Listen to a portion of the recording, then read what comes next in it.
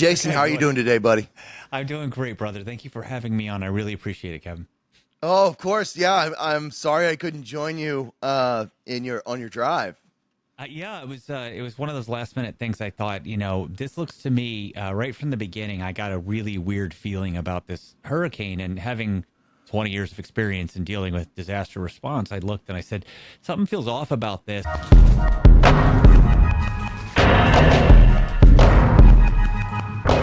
Can we start with a prayer? Loving God, maker of heaven and earth, protect us in your love and mercy. Send the Spirit of Jesus to be with us, to still our fears and give us confidence. In the stormy waters, Jesus reassured his disciples by his presence, calm the storm, and strengthen their faith. Guard the people in on the East Coast from the storm and all of its effects. Give them courage to face their difficulties and the wisdom to see the ways of your Spirit, which binds us together in mutual assistance. With confidence, we make our prayer through Jesus Christ our Lord. Amen. Amen. So, tell me what your experience was like. Yeah, so you remember it was Sunday night. I gave you a phone call and I said, "Hey, do you want to come with me?" And I remember your response, your friend, but at the same time, your response was, I don't know if I can really cover this from an angle of you guys running aid out there." I said, no, man, something feels off about this. It's way too quiet on the Western front, our Eastern front, if you will. But the Western part of North Carolina was very quiet. And I know that terrain very well. And if you look at satellite pictures of this hurricane, I don't think people realize just how ginormous it was. And so I was getting kind of an eerie feeling. I said, I'm not seeing enough media coverage of this. And so that's what's my pitch to you. And you did try very hard to get out there. And I know that Glenn sent a team out there and they were able to do that. But that was my preface. And I said, okay, so I'm going to get on the road. So what it was that I'd gotten word that they were having emergency disaster response, issues immediately: food, water, the standard Maslow's hierarchy of needs, if you will. And I just I knew that based on previous experiences we'd had with natural disasters and responding to them, a lot of it is logistics. You can't just send stuff, even though our product happens to be one that can be kind of set to the side and it won't get damaged, kind of thing, because of what it is. It's not normally you get flooded with food and water and other things like that, and that's great, but it becomes a choke point. It's very natural for it to become like that as they wait for distribution. So normally in the past, we look for ways in which we can get our stuff to people directly. Whatever the aid we're sending, we find an organization, then we work with our partners at UPS and other things to make sure we can cut the line. Because for Hawaii example, we were warned stuff is just going to sit on a boat for weeks. So we had to find ways around. But in this instance, I just got this feeling, if we sent stuff, it's not going to get in there. And I don't even know if it's going to be able to get to, just something off about it. And so we made some contacts that we have in Western North Carolina. We loaded up the truck with as much, I'm not here to promote my company, but freeze-dried beef, right? So as much as we could get inside of our truck, got on the road and drove straight there. And I'm not bragging about this, but I'm 45 and 100% combat disabled. So getting on the road for the 15-hour drive there was pretty tough. It was even a longer drive back, but we went straight there and back. And I told you we were going to do that. I was like, I'm going to drop you off if you come with us, because we didn't want to stay and take any resources from that area. So, so why am I telling you that? So I'm not bragging about a roundabout 40-hour drive. Because that was horrible. Don't do that. What I'm talking about is we got out there and I just had this instinct that stop and fuel up as far away as possible. So we're driving in. We knew the road, the only road that was passable to get into Asheville. And when we went through that, I am so grateful my instincts kicked in on that, because by the time we'd gotten 200 miles out of there, you could see, where they had just cleared the highway, you couldn't drive in the right-hand lane because your risk of hitting a tree that had shifted in the wind because they just piled everything to the side was so high. Wow. And then you get in there and some of the things, it's just immediate. There's no sanitation. What do you mean? They're emptying out the swimming pool to refill the toilets so they can flush them. What does that mean? Well, it means all these people in this town are going into the woods. Well, that's developing crises. That's going to have second and third order effects. Where's the food? And then when we're dropping off our products, we were told, because I was wanted to be reassured that it would be distributed immediately to the most far-flung areas, the places where they're not going to have, because it's really important that you keep up your nutrition, when you're in areas where there's going to be increased risk of disease, exposure to elements, things like that. And I was told, hey, FEMA's going to try and steal this. And FEMA has been appropriating everything. And I'm like, well, is it because of distribution? Because in a lot of ways you think, well, they're going to have access to distribution points. Maybe that's not a bad thing. And I'm told, no, they're not distributing anything. And if you're not an approved vendor, they're going to take your stuff and not use it. And not use it? Not use it. So one, I have no idea what happened to our aid, which really makes me sad. But I'm hoping I'll get a follow-up one day on that, right? But when you drop off 7 cows worth of beef, 7,000 portions of food, that's pre-cooked and shelf stable and ready to be delivered, you're hoping that gets somewhere. So we kind of shifted operations to even further west because we started hearing. So I'm getting ahead of myself. But on the way back, the drive back, I'm now I have boots already en route. We have a team en route to Western North Carolina, up into Banner Elk, to act as a hub of operations. We get into contact with aviation units that we know are moving, civilian aviation groups that are working out of Raleigh and out of Charlotte. And I'm going to get all the towns wrong, and I apologize. I live in Texas, so I don't know North Carolina as well as I'd like to. But the point is that we started finding out where the choke points were for water and food, how we could start moving those in. Maslow's hierarchy of needs says that people need water and food immediately. But our focus has been on sanitation because this is what we're finding out. There's no access to some communities. When I say no access, that sounds like, the road is down. No access. No access unless you're coming in by helicopter. That's not ATV. That's not off-road vehicle. That's helicopter. I don't want to get ahead of myself because I don't mean to slow roll this, but I want people to understand the creeping horror that's coming in right now. Okay. And I'm not being melodramatic. And I've done this everywhere in the world. So people who don't, Kevin, are you familiar with the like North Carolina in general, the topography, the geography of it? Not at all. No. Okay. So I'm going to say it this way. I went to Marine combat training, North Carolina. What do you think we do all of our special operations training? North Carolina. Okay. There's a reason for that. Okay. It's because that is a tough area. Okay, that's a tough area to work in. That's a tough environment.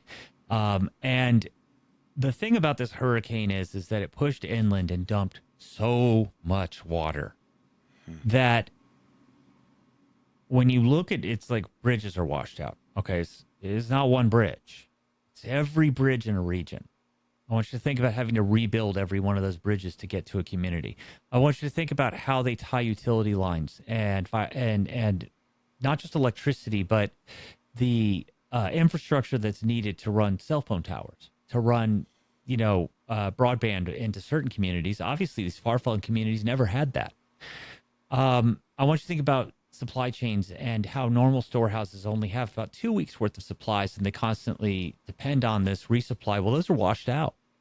They're not just washed out. It's your primaries, your secondaries, your downstream supply chains. No pun intended when I say downstream. They're all gone. So there's resources, lots of people pumping resources in there, right? And yesterday I was working a problem where I kept getting this call. We need a fuel truck here for aviation fuel. And we need a fuel truck here. And I mean, I'm like trading. I'm calling people and begging companies, and can we trade telehealth for aviation fuel, because they want to move. And then they've got diesel trucks, like 40 trucks just sitting there in one place. And that's like, we paused this. I'm doing this before the interview, right? We're sitting here. I'm trying to get these assets moved around. And I'm one of thousands of people that are trying to do this. So I'm not special and it's falling apart. And we're at day 8 now, which is day 1. So yesterday was day 7 of sanitation, which is day 0 of your now health crisis that is starting. And it's called, so the first order effect is obviously the loss of sanitation, clean water, medicine. The second order effect is where this starts to develop disease problems and exposure problems and a lack of nutrition. But it gets worse because we got people on the ground and they start telling us, okay, cell phone service, when's it coming back on? Weeks? No. Months? No. Years. Over half a decade? Yeah, okay. What are the stories coming in? Well, they've grounded the flights. So I'm moving this fuel truck around. I keep getting a mixed message. And finally, I find out it's because they've grounded the flights. They're not allowing people to move gear in or out. They're not allowing people to move humanitarian drops. FEMA I couldn't even get water yesterday and then finally found a source, but because you have to pay for it now. You have to pay preferred vendor rates. And I don't mind paying for it, but like you have to go.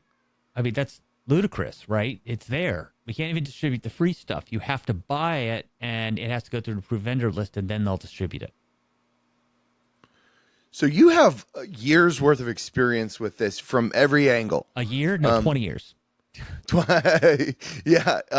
So two decades worth of experiences with this from every angle, on the private side and through, working special ops. How severe is this on the scale of what you've experienced? Yeah, I mean, you'd be better off with the parking lot. You can work at a parking lot. That's it. I'd be better off in Afghanistan, where I've got to convince terrorists to come together and work together. Because you know why? Because the government cares about putting money into Afghanistan, or cared. That's it. The resources were there because we wanted them to be. The reason Western North Carolina is suffering right now is because they want them to. That's it. Wow. That is the only conclusion I can come to. It was like during COVID when you asked why are they not listening to frontline doctors for immediate care options.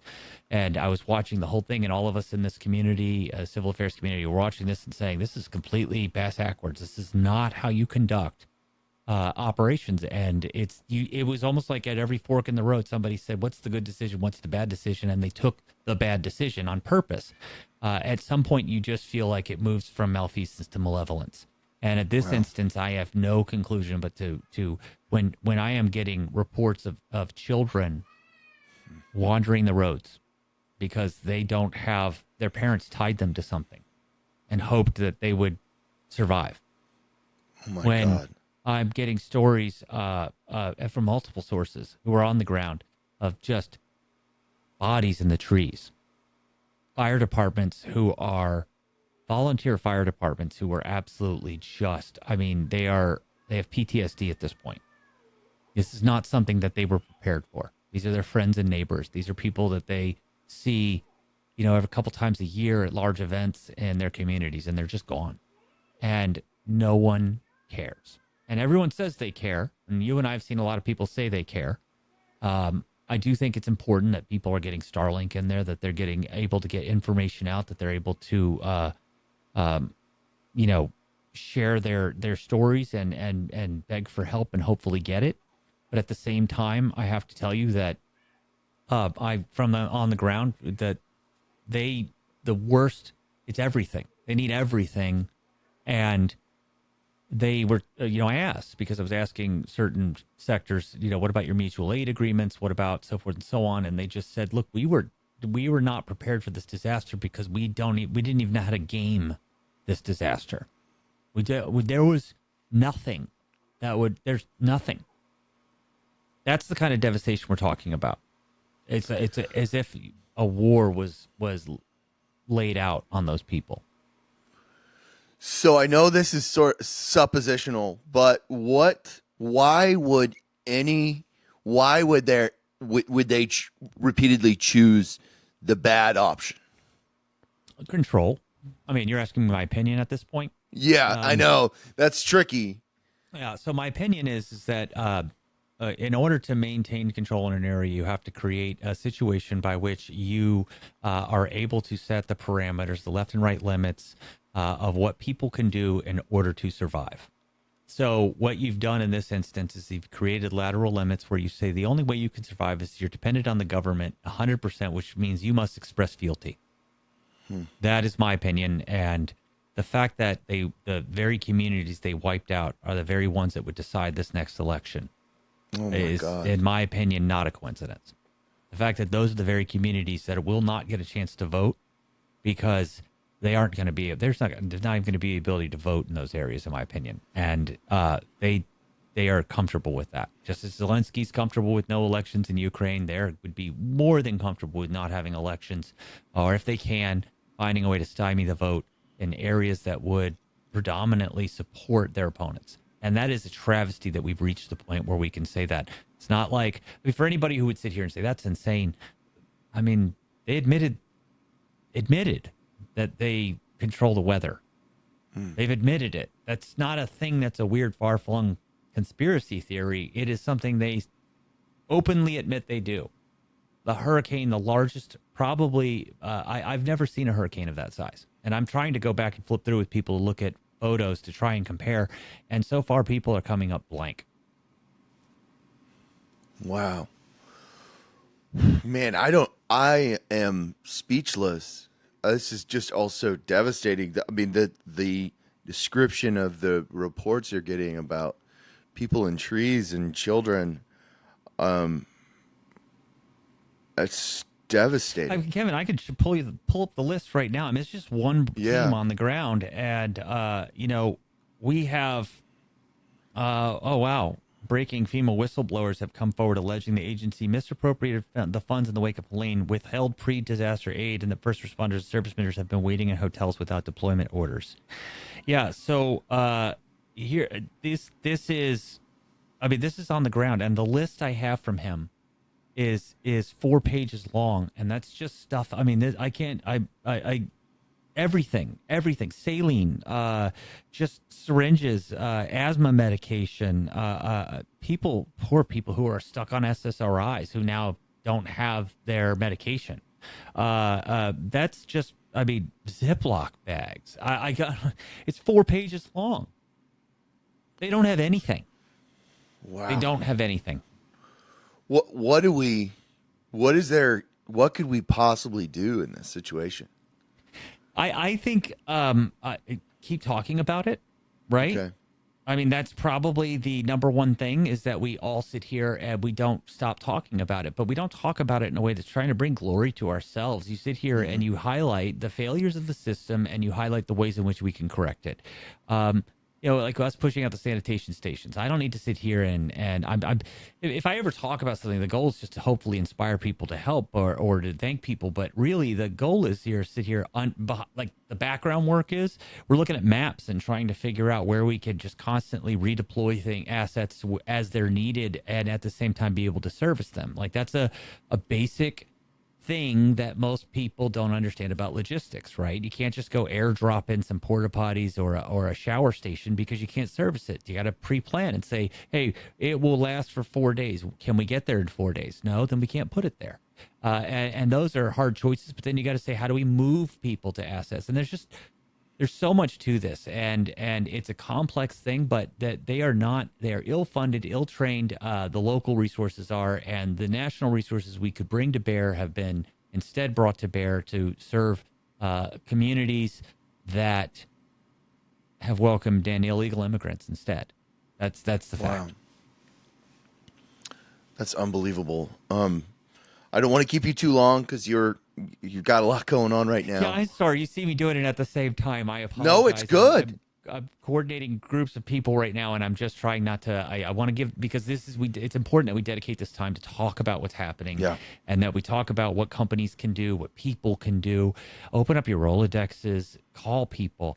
I literally called a group of surgeons in Oklahoma, up there actually in Tulsa, and told them, raise me money now, please. Yeah. Just go raise money. For what? I'll get you the vendor and we'll get it. You just tell me when you raised X amount, and then I'll get you the vendor and you guys can directly pay for it, and then I'll get it deployed somewhere. It's people, and the worst part is, Kevin, people are going to forget about this in a few weeks. Wow. If we don't keep talking about it. So the most important thing we can do is continue to bring focus on this. If people want to help the election, if that's what they understand the long term, then focus on this. Focus on the impact this is having. Focus on the failures of the regime that's currently in charge. Focus on where the priority of efforts should be in a country that, we have empathy for many, many, many other people in this world, as we should, and we continue to deploy resources around the world to support humanitarian efforts. That said, if you can't take care of your own children, then you shouldn't be taking care of your neighbor's kids. That's just how it works. And we are not taking care of our people right now. And that needs to be the primary focus, because people are dying right now and we cannot let this go.